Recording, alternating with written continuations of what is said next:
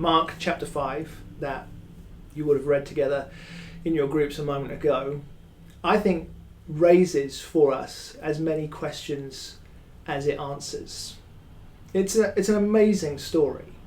Jesus encounters this desperate man who, some commentators have said, there's no one really more miserable and pitiable than him in the whole of the Bible. He has an impure spirit, is what, or an unclean spirit, is what Mark 5 says.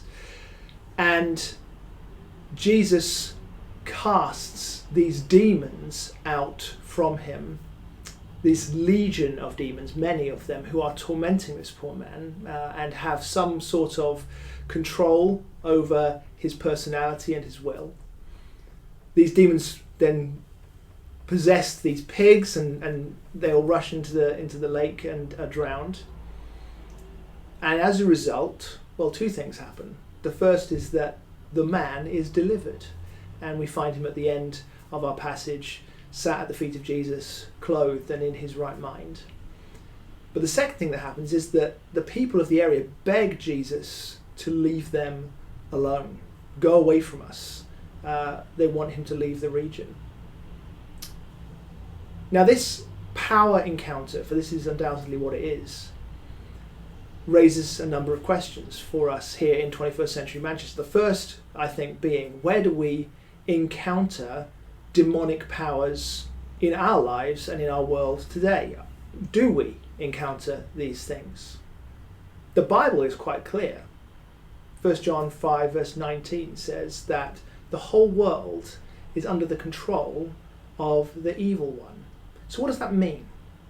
We're going to talk about that tonight, try to discern some of these things together, because it's not easy. We don't want to become people who see the demonic hiding behind every corner and under every rock. But equally, we don't want to dismiss these things, because the Bible presents to us real, evil, personal spiritual power that opposes Jesus and his work and his people in the world. So we're going to talk a little bit about that tonight. But we're not going to spend all of our time there this evening, because the title of this series that we're going through in Mark's Gospel is simply Jesus. Mark himself presents Jesus to us as the central character, and so it's on Jesus that we want to have our primary focus tonight. And we see in this passage two things as the police car goes zooming by. Two things we see. The first is that Jesus is full of mercy for this man. That's the character of Jesus. Where we would be revolted or run away, Jesus is drawn in pity towards this man to help him. And the second thing we find out about Jesus in Mark 5 is that he is full of power and authority. And so I want to ask you the question tonight, and I want you to discuss in your groups, why and where do you need to be reminded of this today? Jesus' mercy, Jesus' power. How are those things good news for you tonight? And finally, Mark 5 leaves us with a challenge. The man who was possessed by these demons begs Jesus to go with him, but Jesus says, no, you need to stay here and tell your story. Tell of what the Lord has done in your life and how he has had mercy upon you. So we're going to do that together tonight. I want us to tell our stories of how we used to be one way, but then we met Jesus and now we are different.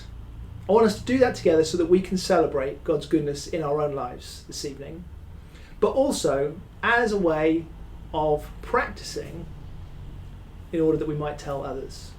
And we'll finish by praying together and asking the Holy Spirit to help us to be able to tell our stories of how we have been radically transformed by the mercy and the power of Jesus.